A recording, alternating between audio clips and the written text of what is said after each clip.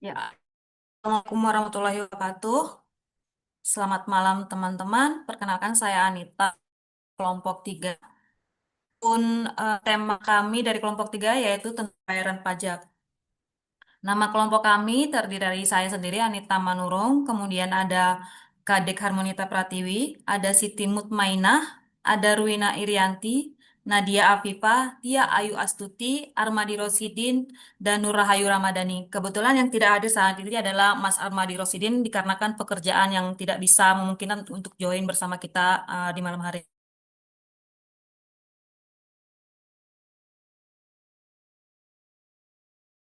Untuk ini yang terkait dengan pembayaran pajak, tentang surat setoran pajak, jenis-jenis SSP, tempat dan sistem pembayaran, batas waktu pembayaran, sanksi atas keterlambatan pajak, kemudian pembukuan dan pelaporan pajak, contoh kasus dan juga penutup. Kemudian akan dilanjutkan oleh Mbak, dipersilakan.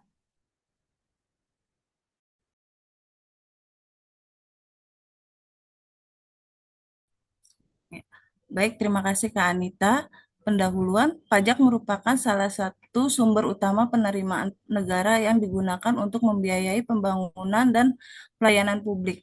Agar sistem perpajakan berjalan efektif, pemerintah menerapkan aturan dan mekanisme pembayaran pajak yang jelas serta terjadwal. Oleh karena itu, pemahaman mengenai pembayaran pajak termasuk tata cara, batas waktu, sanksi keterlambatan. Menjadi melalui topik ini, kami akan membahas ketentuan dan prosedur pembayaran pajak. Lanjut.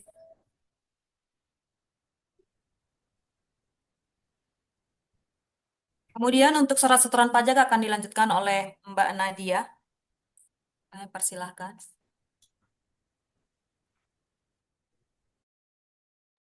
Ya, selamat malam semuanya. Kemudian kita akan membahas tentang surat setoran pajak. Surat setoran pajak yaitu sering juga kalau kita kenal adalah SSP, merupakan suatu bukti pembayaran atau penyetoran pajak yang telah dilakukan dengan menggunakan formulir atau telah dilakukan dengan cara lain ke kas negara melalui tempat pembayaran yang ditunjuk oleh Menteri Keuangan. Nah, ada juga pengertian lain juga menyebutkan bahwa SSP merupakan suatu surat yang digunakan oleh wajib pajak untuk melakukan pembayaran atau penyetoran pajak yang terutang ke kas negara. SSP digunakan untuk menyetor berbagai jenis pembayaran seperti PPh, PPN, dan pajama lainnya. Next, Mbak. Nah, ini contoh komponen SSP itu biasanya terdiri dari nomor pokok wajib pajak, nama dan alamat wajib pajak, jenis pajak, misalnya ada PPh, PSL 21, PPN, dan lain-lain, kode akun pajak, dan kode jenis setoran. Masa dan tahun pajak, jumlah yang disetor, tanggal penyetoran, nama bank atau kantor pos penerima. Selanjutnya, yang perlu diingat adalah diperlukan SSP ini diperlukan saat pelaporan SPT. Digunakan juga dalam proses administrasi perpajakan seperti restitusi atau pengajuan keberatan. Eh, Juga berfungsi sebagai sebagai sebuah bukti pembayaran pajak apabila telah disahkan oleh pejabat kantor penerima pembayaran yang berwenang atau apabila telah mendapatkan validasi dari pihak lain yang berwenang. Oke, Terima kasih Mbak selanjutnya. Nadia. Untuk tema selanjutnya tentang jenis-jenis pajak akan disampaikan oleh Nur Rahayu. Baik, terima kasih Kak Anita. Oke teman-teman, selanjutnya ini ada tentang jenis-jenis SSP atau surat setoran pajak. Nah, untuk yang pertama ada yang namanya surat setoran pajak standar. Nah, digunakan sebagai bukti pembayaran atau penyetoran pajak kepada negara pajak.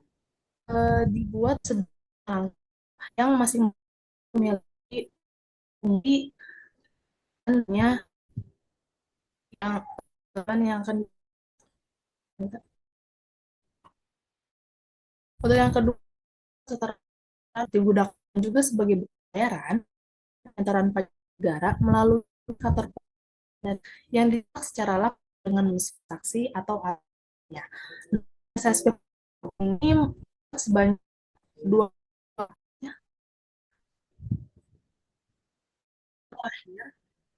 Dan yang terakhir yaitu ada surat setoran cukai atas barang kena cukai dan PPN hasil tembakau buatan dalam negeri. Nah, untuk SSP ini digunakan oleh pengusaha untuk cukai atas barang kena cukai dan PPN hasil tembakau buatan dalam negeri.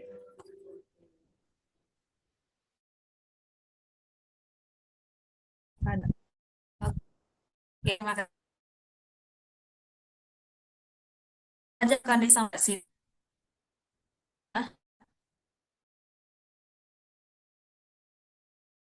Baik, selanjutnya untuk sistem pembayaran pajak ini, kita dapat menggunakan surat setoran pajak untuk pembayaran jenis pajak dan pajak bahan, pajak penjualan barang mewah, pajak penjualan dan pajak bumi dan bangunan, serta pajak bea materai.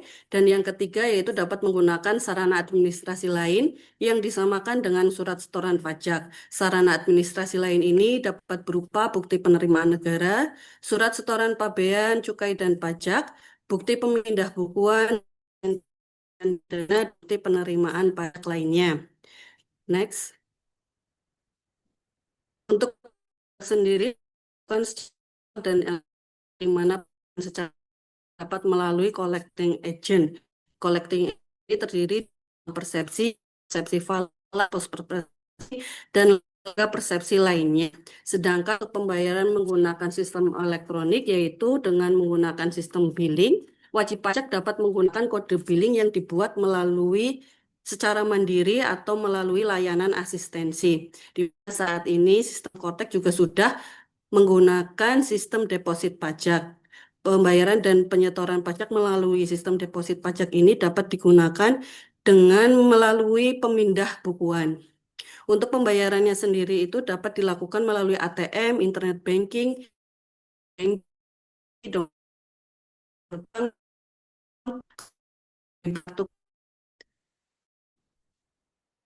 untuk uang pajak itu dapat dengan mata uang dan dikecualikan untuk wajib pakailah mendapatkan penyelenggaraan dalam bahasa Inggris uang dolar Amerika Serikat, serta untuk wajib pajak yang menyampaikan pemberitahuan secara tertulis penyelenggaraan pembukuan dalam bahasa Inggris dan mata uang dolar Amerika Serikat. Sudah, Kak? Terima kasih Mbak Siti. Untuk batas waktu pembayaran pajak akan disampaikan oleh Harmonita. Silakan. Baik, terima kasih.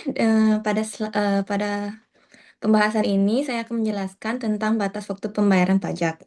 Batas waktu pembayaran pajak adalah tenggat yang ditetapkan pemerintah bagi wajib pajak untuk melunasi pajak terutang dalam periode tertentu. Ketentuan ini dibuat agar penerimaan negara bisa masuk secara tepat waktu dan administrasi tertib. Pajak sesuai dengan mereka dan distribusi nasional melalui yang dibayarkan. Selanjutnya, batas waktu pajak dasar hukum yang pertama ada UUP yaitu nomor 6 tahun 1083 sampai U7 2020 dan penyetoran pajak masa tanggal 15 bulan berikutnya setelah masa pajak berakhir.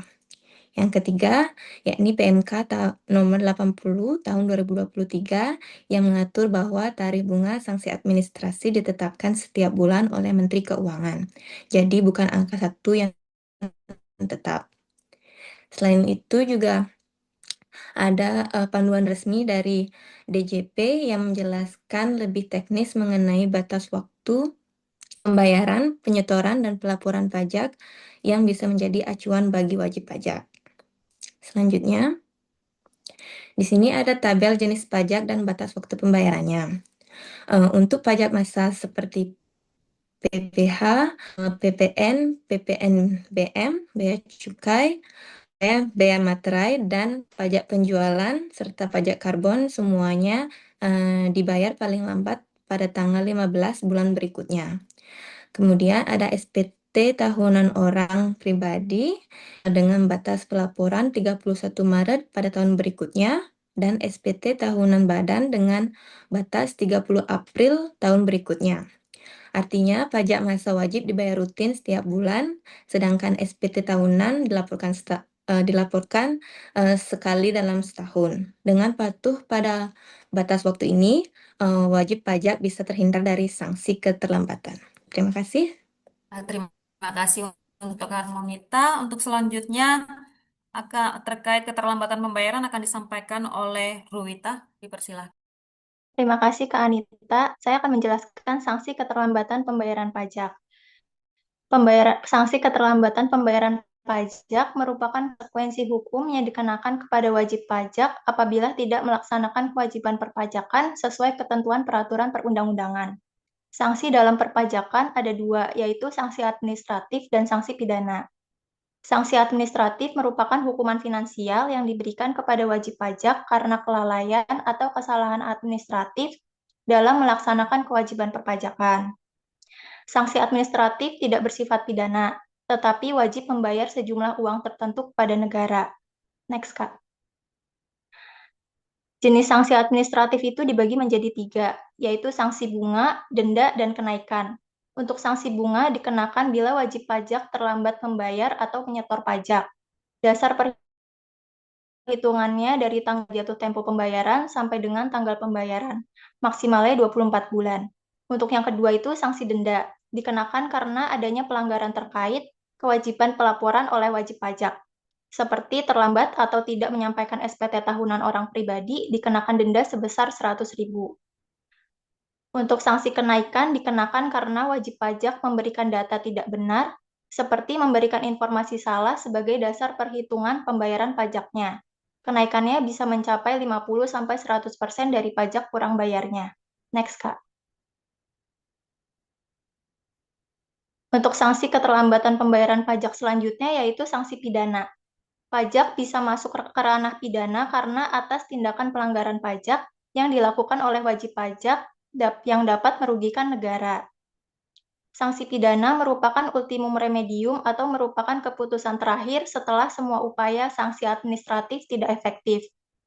Ketentuan pidana perpajakan diatur dalam bab 13 Undang-Undang KUP pasal 39, yaitu setiap orang yang dengan sengaja tidak menyampaikan SPT ataupun menyampaikan SPT tapi isinya tidak benar dan tidak lengkap bisa dikenakan sanksi pidana penjara paling singkat 6 bulan dan paling lama 6 tahun.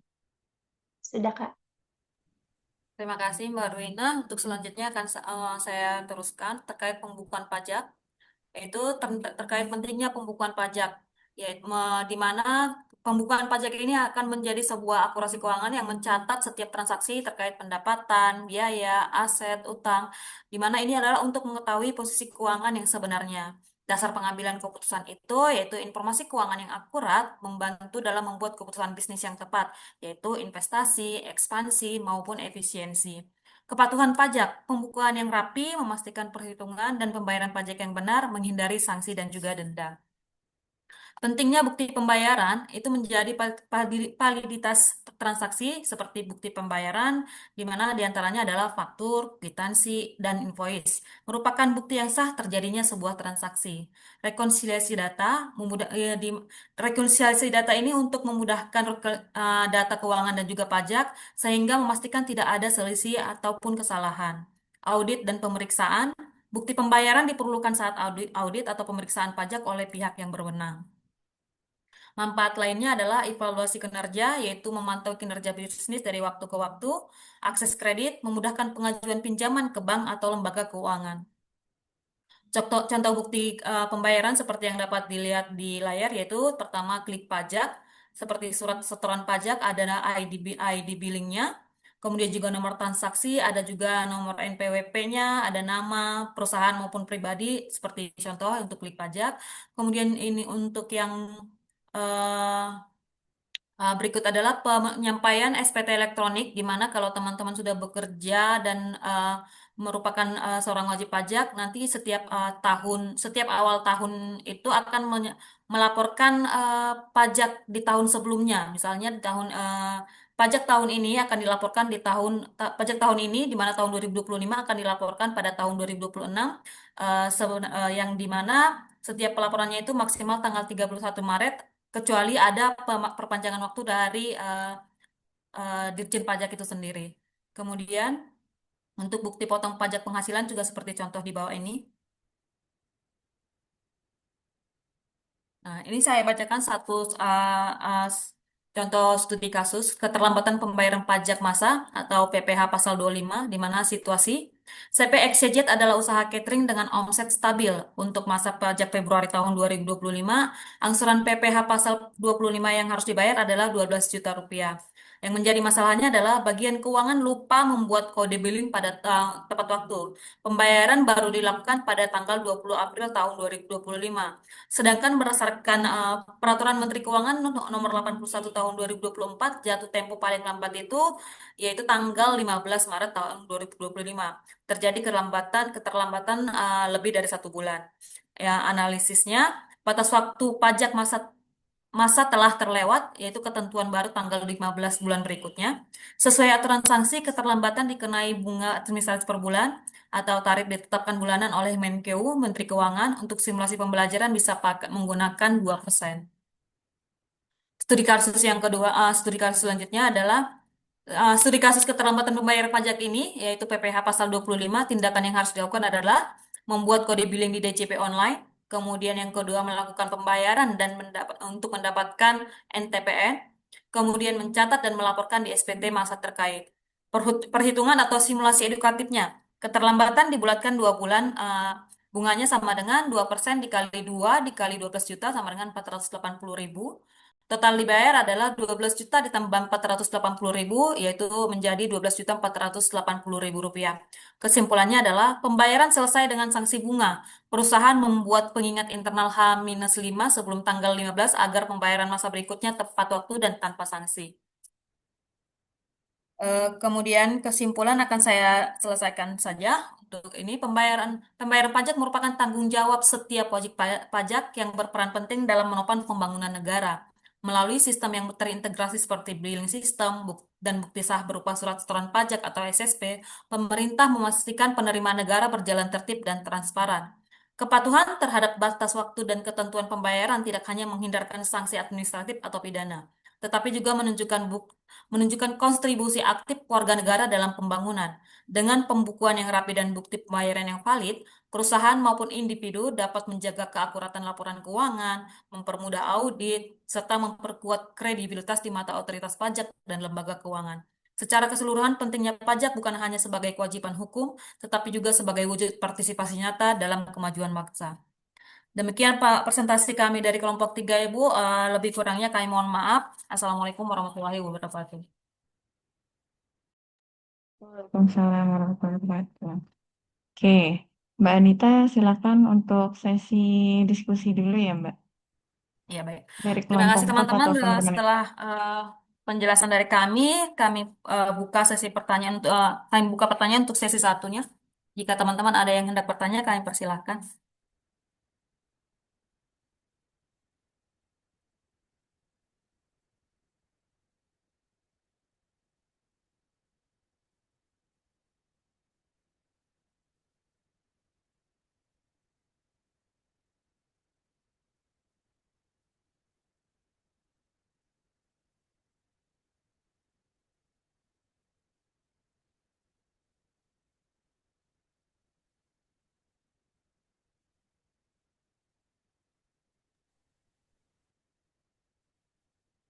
Ya, teman-teman, bagaimana?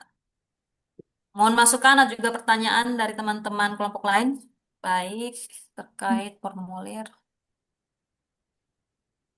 Formulir. Oh, apa perbedaan? Oke, perbedaan. Izin ber- Izin bertanya dari kelompok 4. Pada pelaporan pajak ada formulir 1770 dan 1771. Apa perbedaannya dalam pengisian form tersebut bagi UMKM dikarenakan pada form 1770 digunakan untuk wajib pajak yang memiliki penghasilan dan pekerjaan bebas. Kami tampung dahulu. Kemudian dari Mbak Pita Lokadinda, bagaimana pajak berkontribusi pada pembangunan negara? Mungkin untuk yang ini bisa saya jawab terlebih dahulu. Untuk teman-teman mungkin boleh mencari jawaban untuk yang lain dulu. Saya bantu penjawab untuk dari Pitaloka Adienda. Sebenarnya mungkin untuk dari opini dari saya terkait pajak berkontribusi pada pembangunan negara. Pajak kan merupakan pendapatan asli negara, ibaratnya seperti itu. Kalau di daerah itu namanya PAD, pendapatan asli daerah. Bagaimana kontribusinya? Kita lihat dari secara garis besar sebenarnya seperti pembangunan-pembangunan jalan raya, pembangunan jalan tol, kemudian juga eh, apa namanya? Pendidikan, APBN, pajak itu kan dimasuk menjadi sebuah APBN, apa namanya, anggaran pendapatan dan belanja negara. Nah, pajak itu termasuk di dalam APBN itu sendiri. Nah, APBN ini akan dibagi-bagikan kepada pemerintah daerah, pemerintah pusat, instansi-instansi. Nah, itu merupakan suatu kontribusi dalam menjalankan sebuah negara. Menjadi gaji guru, terus kemudian juga gaji PNS, kemudian juga pembangunan jalan-jalan besar, jalan provinsi, jalan nasional, kemudian juga kesehatan, misalnya untuk kesehatan itu ada yang termasuk itu adalah seperti JKN Jaminan Kesehatan Nasional itu termasuk juga salah satunya selain ditopang dengan yang namanya BPJS kita bayar setiap bulannya seperti itu. Itu salah satu kontribusinya menurut pandangan saya sendiri. Mungkin dari teman-teman yang lain terkait pertanyaan dari Mbak Pitaloka boleh ditambahkan.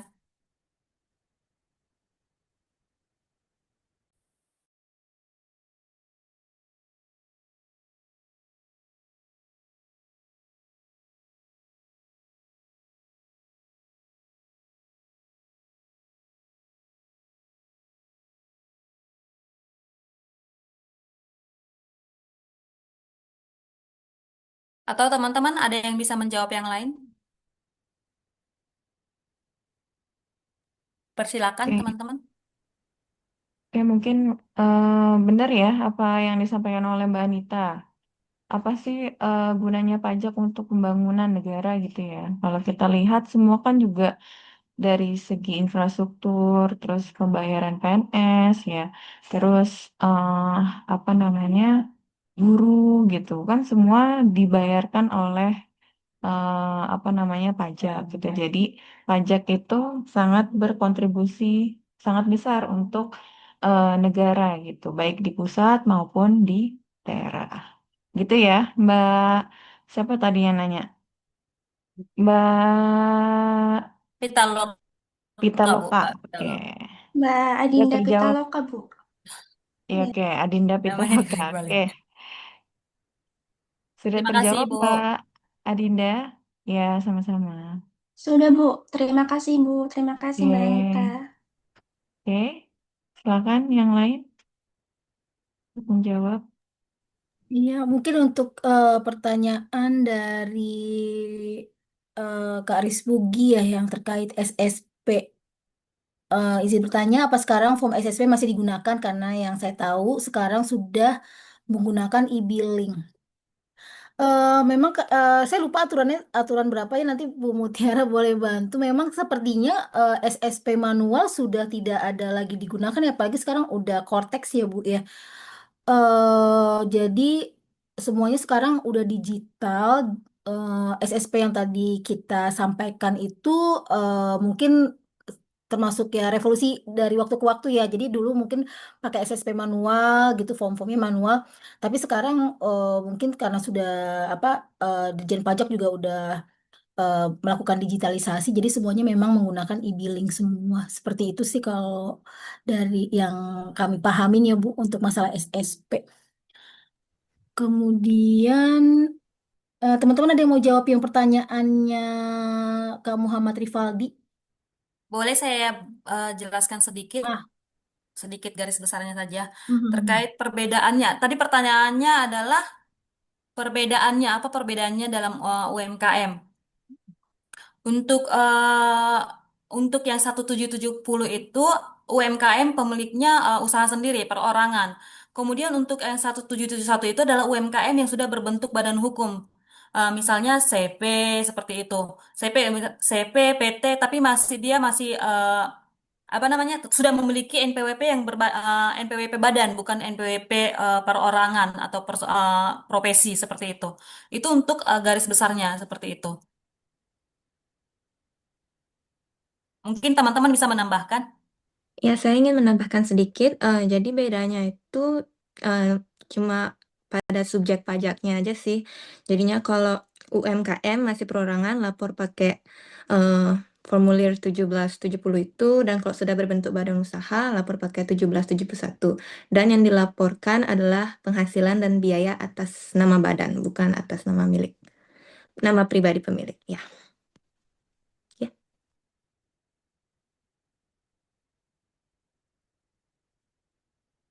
Oke, baik teman-teman mungkin bisa menjawab pertanyaan dari Mas Brahma Putra dan juga Mbak Eka Puspitasari. Saya mau izin jawab untuk yang pertanyaan dari Kak Eka Puspitasari. Mengapa transparansi pajak penting untuk meningkatkan kepatuhan pembayaran pajak? Karena transparansi ini juga bisa meningkatkan keadilan gitu. Jadi transparansi itu membantu menunjukkan bahwa sistem pajak itu berlaku adil bagi semua orang gitu. Jadi tarif yang diberikan itu sesuai dengan kemampuan dari wajib pajak yang gitu.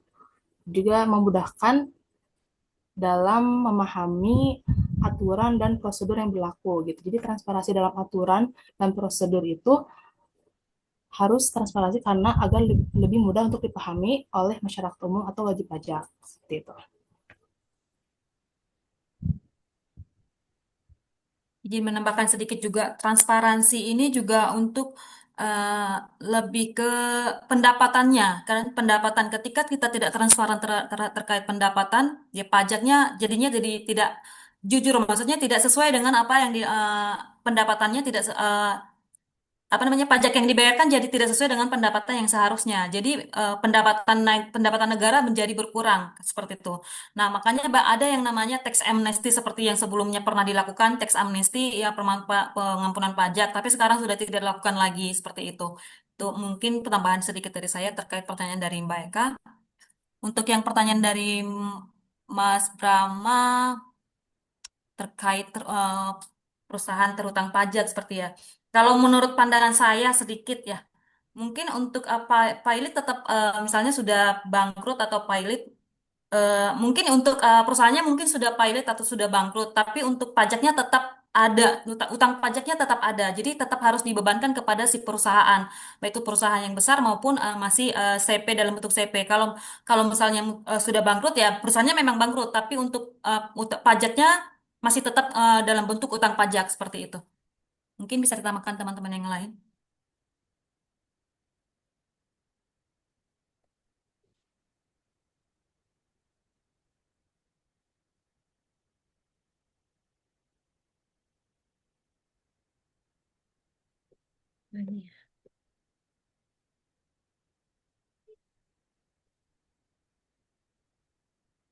Udah kelompok 4, apakah jawabannya, apa pertanyaannya sudah terjawab semua dari tim apa dari kelompok kami? Sudah Kak, terima kasih atas jawabannya. Oh, remaining ya. Time zoom-nya tinggal sisa 5 menit lagi, Ibu. Oke, oke ya. eh Bagus ya kelompok 3 ya. Saya bantu ya. Mungkin dari Mas Rivaldi ya. Tadi udah dijawab sama Mbak siapa tadi ya? Mbak Kadek ya. Perbedaan 1770, 1771. Kalau 70 itu untuk yang eh ini ya, pribadi ya. Kalau yang 1771 itu kan untuk yang badan seperti PT, CV gitu ya. Terus, apakah pertanyaan dari Mas Rizpugi, form SSP-nya digunakan lagi atau tidak? Karena memang udah ada e-billing gitu ya. Nah, sekarang kan udah Cortex semua, udah terintegrasi semua perpajakan menggunakan Cortex. Maka SSP manual mungkin sudah tidak dipakai lagi ya, Mbak Nadia ya. Mbak Nadia mungkin dari Kemenq ya. Enggak, Ibu.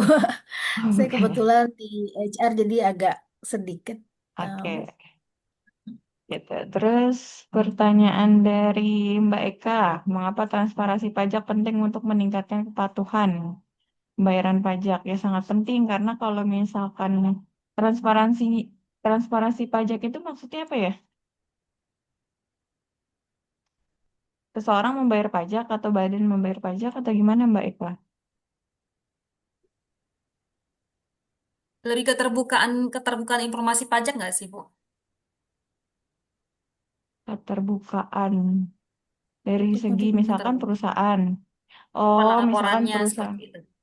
misalkan perusahaan tidak ada yang ibaratnya tidak melakukan tax plan atau tax efficient gitu ya, transparansi ya. Oke, sangat penting ya karena sebenarnya kalau di dalam perpajakan sendiri ada namanya tax avoidance ya atau penghindaran pajak dan tax evasion atau penggelapan pajak. Nah, yang dibolehkan itu sebenarnya adalah tax avoidance. Kenapa diperbolehkan? Karena memang itu sama halnya dengan tax plan. Jadi mengalokasikan beberapa pos beban yang memang bisa diakui secara fiskal gitu ya. Jadinya tapi memang harus legal atau harus ada undang-undangnya gitu. Jadi kalau misalkan kita melakukan tax plan ternyata itu sudah ada undang-undangnya dan itu boleh diperbolehkan. Yang tidak boleh adalah ketika perusahaan itu melakukan tax evasion atau penggelapan pajak. Jadi misalkan dia